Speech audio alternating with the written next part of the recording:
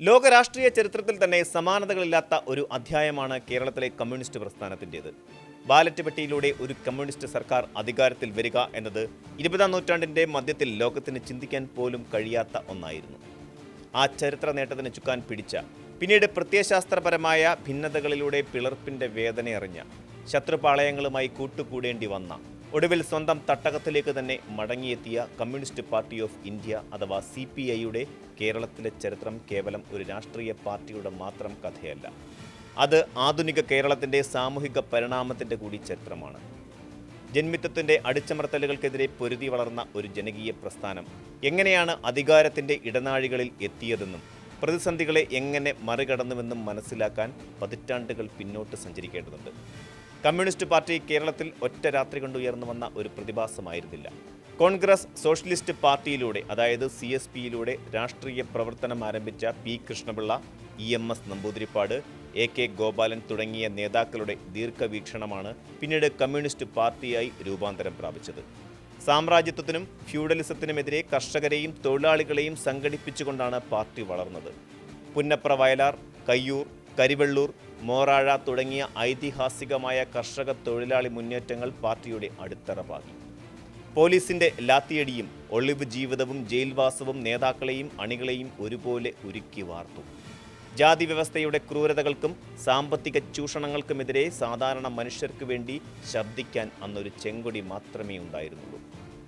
ഈ പോരാട്ടങ്ങളുടെ തീച്ചുളയിൽ നിന്നാണ് 1957 ആദ്യ പൊതുതെരഞ്ഞെടുപ്പിലേക്ക് അവിഭക്ത കമ്മ്യൂണിസ്റ്റ് പാർട്ടി ചുവടുവെക്കുന്നത്. ഐക്യകേരളം രൂപീകരിക്കപ്പെട്ടതിന് ശേഷമുള്ള ആദ്യ തെരഞ്ഞെടുപ്പായിരുന്നു 1957. കമ്മ്യൂണിസ്റ്റ് പാർട്ടി അധികാരത്തിൽ വരുമെന്ന് ദേശീയ തലത്തിൽ ആരും തന്നെ പ്രതീക്ഷിച്ചിരുന്നില്ല. എന്നാൽ കേരളത്തിലെ സാധാരണക്കാരായ ജനങ്ങൾക്കിടയിൽ പാർട്ടി ഉണ്ടാക്കിയെടുത്ത സ്വാധീനം വളരെ വലുതായിരുന്നു. ആകെയുള്ള 126 നിയമസഭാ സീറ്റുകളിൽ 100 CPI അരിവാൾ നെൽക്കതിർ അടയാളത്തിൽ സ്വന്തം സ്ഥാനാർത്ഥികളെ നിർത്തിയത്. ഒപ്പം 9 സ്വതന്ത്രരെ പാർട്ടി പിന്തുണയ്ക്കുകയും ചെയ്തു. തെരഞ്ഞെടുപ്പ് ഫലം പുറത്തു വന്നപ്പോൾ ലോകം അക്ഷരാർത്ഥത്തിൽ ഞെട്ടി. 60 സീറ്റുകൾ കമ്മ്യൂണിസ്റ്റ് പാർട്ടി നേരിട്ട് വിജയിച്ചു.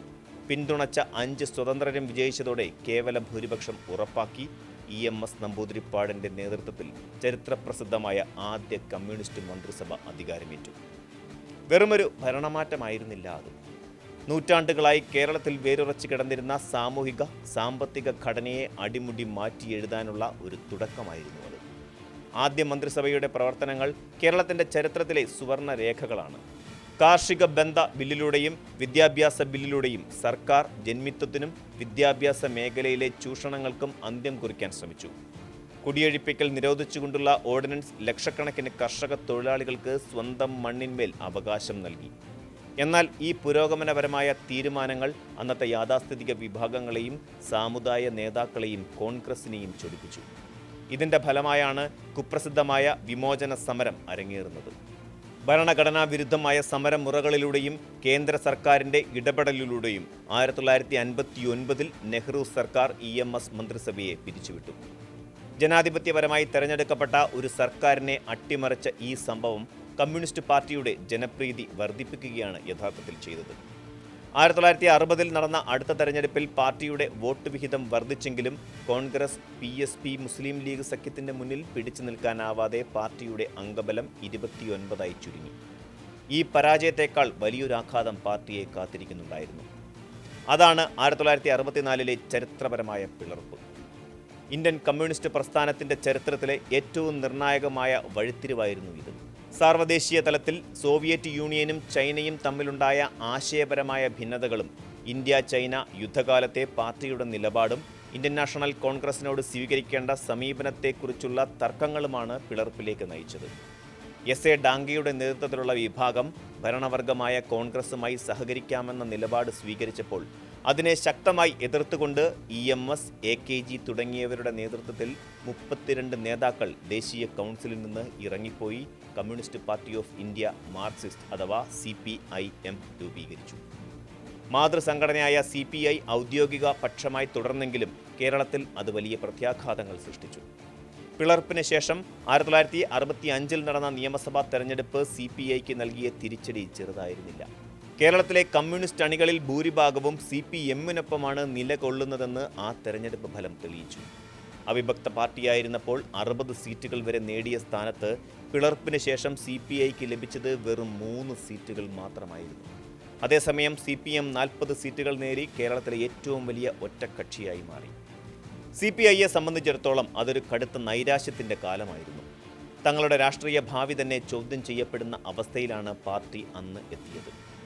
എന്നാൽ പിന്നീട് നടന്ന 1967 തെരഞ്ഞെടുപ്പിൽ 7 പാർട്ടികൾ ഉൾപ്പെട്ട സപ്തകക്ഷി മുന്നണിയുടെ ഭാഗമായി CPIയും CPMും ഒരുമിച്ച് മത്സരിച്ചു. ഈ ഐക്യം CPIക്ക് വലിയ ആശ്വാസമായി. അവർ മത്സരിച്ച 22 സീറ്റുകളിൽ 19 എണ്ണത്തിലും വിജയിച്ച് കരുത്ത് തെളിയിച്ചു. എന്നാൽ ഈ ഐക്യം അധികകാലം നീണ്ടുനിന്നില്ല. മുന്നണിക്കുള്ളിലെ തർക്കങ്ങളെ തുടർന്ന് CPM മന്ത്രിസഭയിൽ നിന്ന് രാജിവെച്ചു.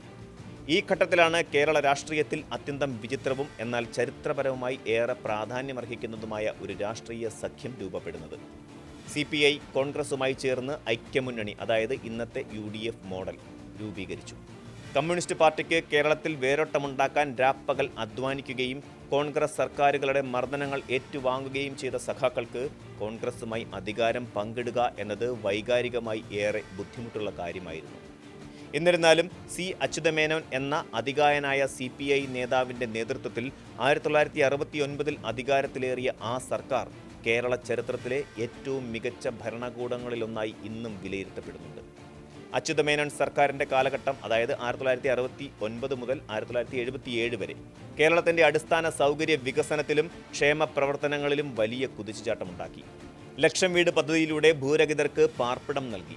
ശാസ്ത്ര സാങ്കേതിക പരിസ്ഥിതി കൗൺസിൽ, ശ്രീ ചിത്തരി തിരുനാൾ institute four medical sciences, CDS തുടങ്ങിയ പ്രശസ്തമായ സ്ഥാപനങ്ങൾക്ക് തുടക്കം കുറിച്ചത് ഈ CPI മുഖ്യമന്ത്രിയുടെ ഭരണകാലത്താണ്. എന്നാൽ ഇതേ കാലഘട്ടത്തിൽ തന്നെയാണ് ഇന്ത്യയിൽ അടിയന്തരാവസ്ഥ പ്രഖ്യാപിക്കപ്പെട്ടത്. അടിയന്തരാവസ്ഥയെ പിന്തുണച്ച CPI നിലപാടും ആ കാലഘട്ടത്തിൽ കേരളത്തിൽ നടന്ന പോലീസ് അതിക്രമങ്ങളും പ്രത്യേകിച്ച് രാജൻ കേസ് പോലെയുള്ള സംഭവങ്ങളും പാർട്ടിയുടെ പ്രതിച്ഛായയ്ക്ക് വലിയ മങ്ങലേൽപ്പിച്ചു. ഭരണപരമായി മികച്ച നേട്ടങ്ങൾ കൈവരിച്ചെങ്കിലും തങ്ങളുടെ പ്രഖ്യാപിത ശത്രുവായ കോൺഗ്രസുമായി ചേർന്ന് ഒരു ഏകാധിപത്യ നടപടിയെ അനുകൂലിക്കേണ്ടി വന്നത് പാർട്ടിക്കുള്ളിൽ തന്നെ വലിയ പ്രത്യയശാസ്ത്ര സംഘർഷങ്ങൾക്ക് വഴിവെച്ചു.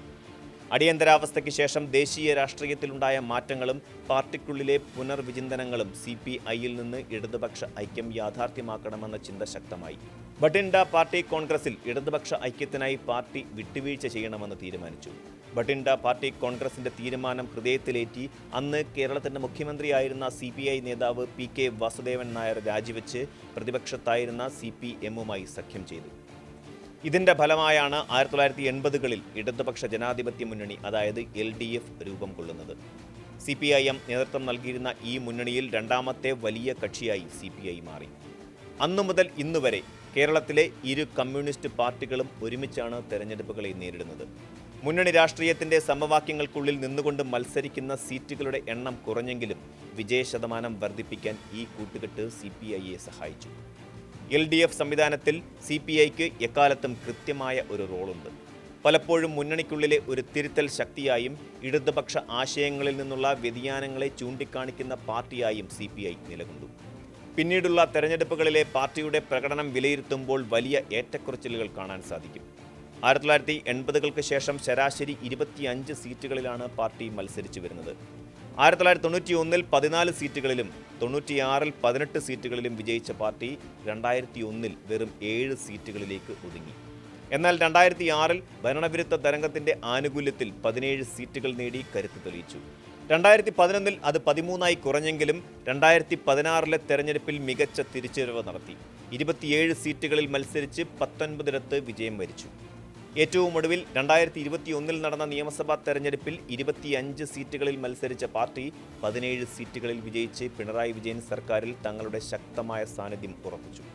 റവന്യൂ, കൃഷി, ഭക്ഷ്യം, പൊതുവിതരണം, മൃഗസംരക്ഷണം, ക്ഷീരവികസനം എന്നീ സുപ്രധാനമായ 4 മന്ത്രിസ്ഥാനങ്ങളാണ് നിലവിൽ CPI കൈകാര്യം ചെയ്യുന്നത്. ചരിത്രപരമായി നോക്കിയാലും റവന്യൂ, കൃഷി വകുപ്പുകൾ LDF സർക്കാരുകളിൽ എക്കാലത്തും CPIയുടെ പക്കൽ തന്നെയാണ് നിക്ഷിപ്തമായിരിക്കുന്നത്. പാർട്ടിയുടെ നിലനിൽപ്പും സ്വാധീനവും കേരളത്തിൻ്റെ എല്ലാ ഭാഗങ്ങളിലും ഒരുപോലെയല്ല. തെക്കൻ കേരളത്തിലും മധ്യ കേരളത്തിലുമാണ് CPIക്ക് ശക്തമായ വേരോട്ടമുള്ളത്. പ്രത്യേകിച്ച് കൊല്ലം, തൃശൂർ, തിരുവനന്തപുരം ജില്ലകളിൽ പാർട്ടിയുടെ ഉറച്ച കോട്ടകൾ എന്ന് വിശേഷിപ്പിക്കാവുന്ന നിരവധി മണ്ഡലങ്ങളുണ്ട്. കൊല്ലം ജില്ലയിലെ പുനലൂർ, ചടയമംഗലം, കരുനാഗപ്പള്ളി, ചാത്തന്നൂർ തുടങ്ങിയ മണ്ഡലങ്ങളിൽ CPIക്ക് വലിയ ജനകീയ അടിത്തറയുള്ളതാണ്. അതുപോലെ തന്നെ തൃശൂർ ജില്ലയിലെ ഒല്ലൂർ, നാട്ടിക, കയ്പമംഗലം, കൊടുങ്ങല്ലൂർ, അതുപോലെ അടൂർ, നെടുമങ്ങാട് തുടങ്ങിയവയും പാർട്ടിയുടെ പരമ്പരാഗത സീറ്റുകളാണ്. തൊഴിലാളി യൂണിയനായ AITUC വഴിയും കർഷക തൊഴിലാളി യൂണിയനായ BKMU വഴിയുമാണ് പാർട്ടി ഈ മേഖലകളിൽ തങ്ങളുടെ സ്വാധീനം നിലനിർത്തുന്നത്. തെരഞ്ഞെടുപ്പ് ചരിത്രത്തിൽ CPIക്ക് അഭിമാനിക്കാവുന്ന നിരവധി വിജയങ്ങളാണുള്ളത്. അതുപോലെ തന്നെ വേദനിപ്പിക്കുന്ന നിരവധി പരാജയങ്ങളുമുണ്ട്. പ്രമുഖരായ പല നേതാക്കളും ജനവിധിയിൽ പരാജയപ്പെട്ട ചരിത്രവുമുണ്ട്. കേരള രാഷ്ട്രീയത്തിലെ പകരം വയ്ക്കാനില്ലാത്ത നേതാവായി കരുതപ്പെടുന്ന സാക്ഷാൽ MN ഗോവിന്ദൻ നായർ തിരുവനന്തപുരം ലോക്സഭാ മണ്ഡലത്തിൽ പരാജയപ്പെട്ടതും സംസ്ഥാന സെക്രട്ടറിയായിരുന്ന പന്ന്യൻ രവീന്ദ്രൻ തിരുവനന്തപുരത്ത് പരാജയപ്പെട്ടതും വലിയ വാർത്തയായിരുന്നു. അതുപോലെ തന്നെ C ദിവാകരൻ, KP രാജേന്ദ്രൻ തുടങ്ങിയ മുതിർന്ന നേതാക്കൾക്കും തിരഞ്ഞെടുപ്പ് ഗോദായിൽ അടിതെറ്റിയിട്ടുണ്ട്. മുൻകാലങ്ങളിൽ അച്യുതമേനോനും MN ഗോവിന്ദൻ നായരും PKVയും വെളിയം ഭാർഗവനും CK ചന്ദ്രപ്പനുമെല്ലാം നയിച്ചിരുന്ന പാർട്ടിയെ പിന്നീട് കാനം രാജേന്ദ്രനും ഇപ്പോൾ ബിനോയ് വിശ്വവുമാണ് നയിക്കുന്നത്. നിലവിലെ രാഷ്ട്രീയ സാഹചര്യത്തിൽ CPI നേരിടുന്ന ഏറ്റവും വലിയ വെല്ലുവിളി സ്വന്തം അസ്തിത്വം നിലനിർത്തുക എന്നത് തന്നെയാണ്. സംഘടനാപരമായി CPIMനോളം വലിയ ശക്തിയല്ലെങ്കിലും കേരളത്തിലെ ഇടതുപക്ഷ രാഷ്ട്രീയത്തിൽ CPIക്ക് ഒഴിച്ചുകൂടാനാവാത്ത ഒരു സ്ഥാനമുണ്ട്. പലപ്പോഴും സർക്കാരിൻ്റെ തെറ്റായ നയങ്ങളെ പരസ്യമായി വിമർശിക്കാൻ പാർട്ടി കാണിക്കുന്ന ആർജവം പൊതുസമൂഹത്തിൽ അവർക്ക് വലിയ മതിപ്പുണ്ടാക്കി കൊടുത്തിട്ടുണ്ട്. ദേശീയ തലത്തിൽ പല സംസ്ഥാനങ്ങളിലും കമ്മ്യൂണിസ്റ്റ് പാർട്ടികളുടെ സ്വാധീനം നാമമാത്രമായി ചുരുങ്ങിയെങ്കിലും കേരളത്തിൽ അതിന്നും പ്രസക്തമായി നിലനിൽക്കുന്നുണ്ട്.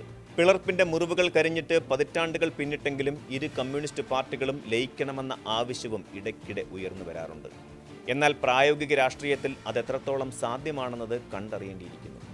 ചുരുക്കത്തിൽ കയ്യൂരിലെയും കരുവള്ളൂരിലെയും രക്തസാക്ഷികളുടെ ഓർമ്മകളിൽ നിന്ന് ഊർജ്ജം ഉൾക്കൊണ്ടു വളർന്ന CPI കേരളത്തിൻ്റെ സാമൂഹിക മാറ്റങ്ങളിൽ നിർണായക പങ്ക് വഹിച്ച ഒരു പ്രസ്ഥാനമാണ്. അധികാരത്തിൻ്റെ പടവുകൾ കയറുമ്പോഴും പിളർപ്പിൻ്റെ വേദന അനുഭവിക്കുമ്പോഴും ശത്രുവിനൊപ്പം ഭരിക്കേണ്ടി വന്ന വിരോധാഭാസത്തിലും അവർ കേരളത്തിലെ സാധാരണക്കാരുടെ ജീവിതത്തെ സ്പർശിക്കാൻ ശ്രമിച്ചിട്ടുണ്ട്. ജനാധിപത്യ പ്രക്രിയയിൽ എങ്ങനെ ഒരു വിപ്ലവ പാർട്ടിക്ക് ഇടപെടാമെന്നും പരിമിതികൾക്കുള്ളിൽ നിന്നുകൊണ്ട് എങ്ങനെ ജനക്ഷേമകരമായ ഭരണം കാഴ്ചവെക്കാമെന്നും CPI കേരളത്തിൽ തെളിയിച്ചു. വെല്ലുവിളികൾ ഏറെയുണ്ടെങ്കിലും കേരളത്തിൻ്റെ രാഷ്ട്രീയ ഭൂപടത്തിൽ ചെങ്കൊടിയേന്തിയ ഈ പാർട്ടി ഇന്നും ഒരു അനിവാര്യതയായി തുടരുകയാണ്. ഭാവിയിലും കേരളത്തിൻ്റെ രാഷ്ട്രീയ ഗതിവിഗതികൾ നിർണ്ണയിക്കുന്നതിൽ CPIക്ക് നിർണായകമായ ഒരു പങ്കുണ്ടാകും എന്നതിൽ സംശയമില്ല. മാറ്റത്തിൻ്റെ കാറ്റുകൾ വീശിയടിക്കുന്ന പുതിയ കാലത്ത് തങ്ങളുടെ ആശയങ്ങളെയും സംഘടനാ സംവിധാനത്തെയും എങ്ങനെ നവീകരിക്കും എന്നതിനെ ആശ്രയിച്ചിരിക്കും ഈ ചരിത്ര പ്രസ്ഥാനത്തിൻ്റെ ഭാവി നിലനിൽപ്പ്. കൂടുതൽ വാർത്തകൾക്ക് News 18 Keralam YouTube channel subscribe ചെയ്യുക.